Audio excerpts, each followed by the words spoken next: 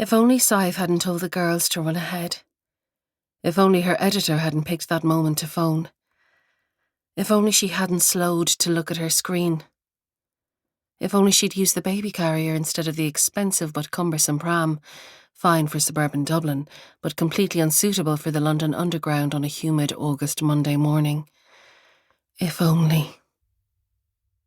As with most disasters, it isn't one single event or decision or misalignment of stars that causes it, but a myriad of tiny twists and turns over the course of the morning. If they hadn't picked that day to go for brunch, if they hadn't picked that week to go to London, if Aaron's friends hadn't needed a 20-year reunion to see who was winning at life. If. But here she is, pushing the pram with one hand, manoeuvring it out of the lift and onto the hot, crowded rush-hour platform, trying to see who was phoning her at 8:30 a.m. when she's supposed to be off work. "Keep going, Faye. Jump on with B," she calls after her 6-year-old daughter as the two girls, hand in hand, approach the open tube doors. "I'm right behind you." Her phone continues to buzz, and she squints at the screen. Her reading glasses, a new and unwelcome necessity, are back in the hotel room, but she can just about make out the caller's name. Caroline, her editor. Her editor who knows she's away but has conveniently forgotten. Still pushing the pram with one hand, she swipes awkwardly to decline the call, but it has already ended of its own accord. Phone signal lost, perhaps, now that they're underground. She glances up to see where her daughters are. 2 pink denim jackets, one small, one smaller, visible just ahead. The platform is heaving with rushing commuters, pushing forward to get in the train. Sive tries to squeeze through the crowd, murmuring, "Excuse me," and "Sorry," while at the same time aware that this tourist-level politeness is not what's called for here. And now she's pulled forward in the surge towards the doors, a few feet behind her children. Through a narrow gap in the sea of passengers, Sive sees Faye climb onto the tube, holding Bee's hand as the 2-year-old clambers on too. And then, just like that, the doors slide shut. Her children inside looking out. Sive outside looking in. Heart in mouth, she rushes forward.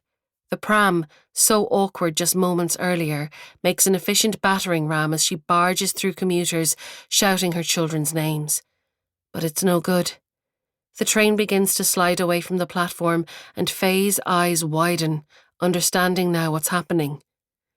Sive roars, "Get off at the next stop! Faye, next stop!"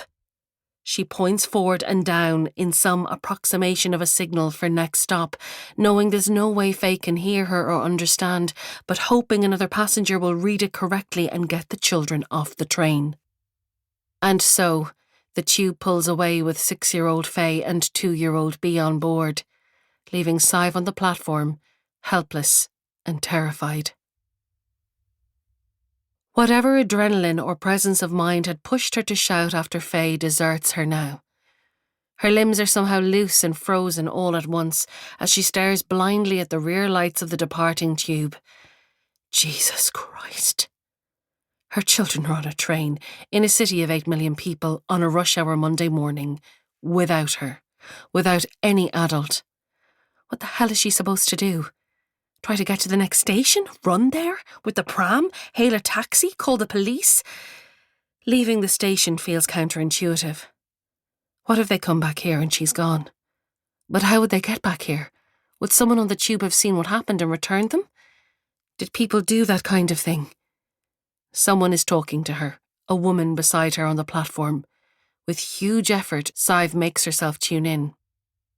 "So you stay here, I'll find someone to help," the woman says. "Okay?" Sive nods dumbly. "The man beside your little one on the tube heard you. You saw that, yes?" Sive hadn't. "He gave a thumbs up. He'll let your child off at the next stop, so we just need to get you there and find someone to radio ahead." Again, Sive nods, confused and grateful and terrified. "The next train is due in 4 minutes. I'm going to get someone. You stay here." Sive does as she's told, rocking the pram on autopilot, staring down the track as though her children might magically reappear if she wishes hard enough. She glances up at the train information. 3 minutes until the next one. She can do this.